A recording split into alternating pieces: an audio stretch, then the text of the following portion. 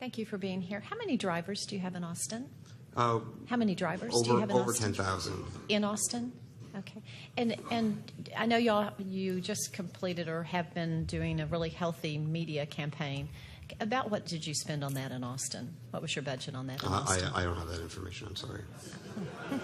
And would that be something you'd be able to get a hold of? I'm just curious because obviously as a small business owner, costs are important and being able to take care of your employees or your drivers are important. I'm just curious what was spent on that campaign as we talk about the expense of doing things.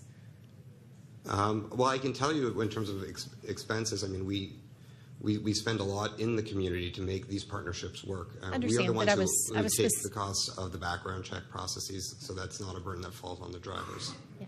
And that's one of the things that we've talked about in the clarification is that would be something that the city would be willing to assist with. But I was just curious what the company has spent on the advertising campaign here in Austin, but you don't know. I don't know that. Thank you. Thank you for being here.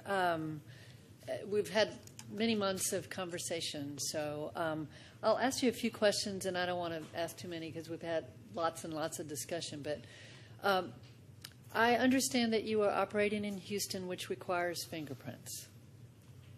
Is that correct? Yes. Okay. So, okay, that's all I wanted to clarify, that you are operating in Houston.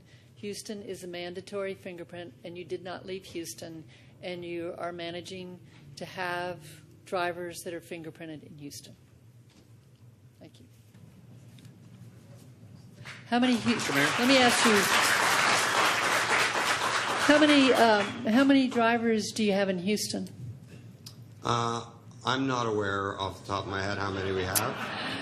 Give me an order of magnitude. Do you have one driver, 1,000 drivers, 10,000 drivers? I'm sure you have an idea of the order of magnitude. No, I don't have it off the top of my head. I'm sure we can get you something. I will say that it feels a bit surprising to be here in Austin and have City Council look to Houston for guidance on regulations. There are over 150 cities that could have also been used as an example for ride sharing.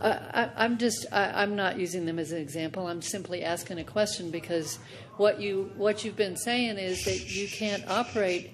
What you've been saying is that you can't operate in an environment where fingerprints are required, but you are. And you're also saying that the drivers won't be fingerprinted, but they are in Houston. And I'm asking you how many you have in Houston, and you're telling me that you don't know. That's not very credible. I know it doesn't work for our business, and since Houston, San Antonio had passed similar types of regulations, Broward County passed similar types of regulations, Kansas passed similar types of regulations. We did not continue to operate there, and we only returned after we were able to come to an agreement with those jurisdictions to pass regulations that recognize our safety systems. So how did you scale in Houston if you're saying that you can't operate in a place where there's fingerprints? Houston has been a very difficult city for us to operate. It requires a lot of resources. It does not scale. The quality of service is not there. It's something that we realize as a company does not work in other markets, and that is why since that period in time, we have not been able to accept that in another jurisdiction. And I know my colleague from Lyft will be up later. They are not operating in Houston for the very reasons of all the problems that come with the provisions that are in place there. Are you planning on leaving Houston? I'm not in a position to speak to that tonight. Okay, thank you. Mr. Mayor? Yes, Mr. Zimmer. Could I ask quickly about San Antonio? San Antonio is my hometown, and so what I've heard, and you could tell me if I'm right or not. So I think they came up with some compromise where on your application you had, a checkbox or an option to say, do you insist on a fingerprinted driver, or are you okay with a driver that's not fingerprinted? Is that kind of what the San Antonio solution was? Not exactly. What the San Antonio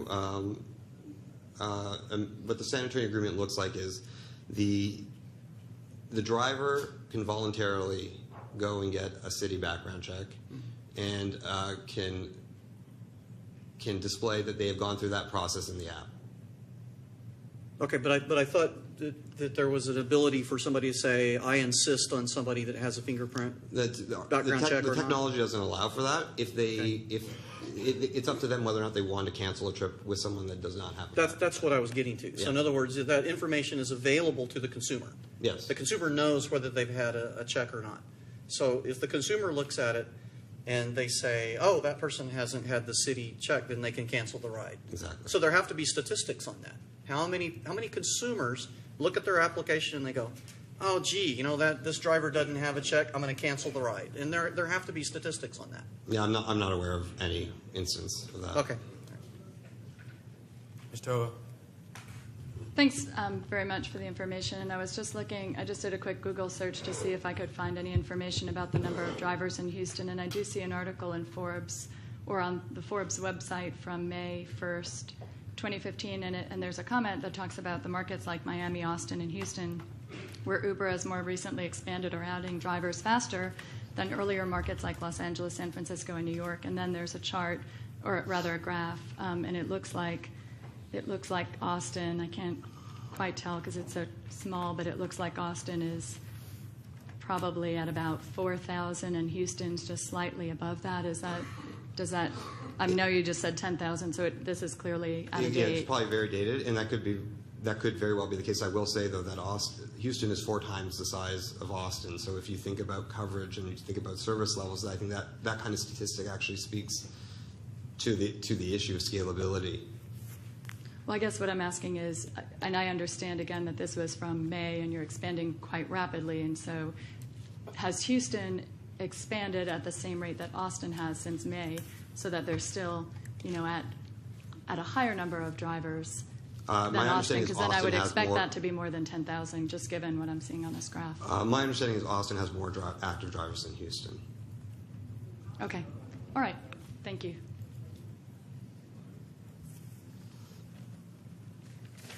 Do you have any objection in Austin if we were able to come up with a system that incented or motivated drivers to voluntarily go get fingerprinted? You wouldn't have a problem if your drivers were getting voluntarily fingerprinted, do you? I would need more time with these documents. I think that there's so many questions, and And I'm asking a more general question now. I mean, do you have, for the principle of the thing, do you have a problem with your drivers voluntarily getting fingerprinting? if they're independent contractors, if they choose to go through a fingerprint background check, that would be their decision, as anyone in Austin can decide to do that. So we wouldn't take a position on any independent contractor making a decision that they would take. Right. But as a city, if we could come up with a strategy or a plan to encourage drivers driving for anybody to get fingerprinted, there's, as a principle matter, there's not and we don't have any specific plans to look at. You don't have a problem with that, do you?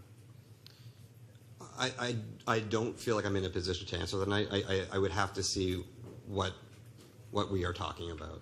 Okay. Thank you. Any further questions? Okay, thank you. Next week.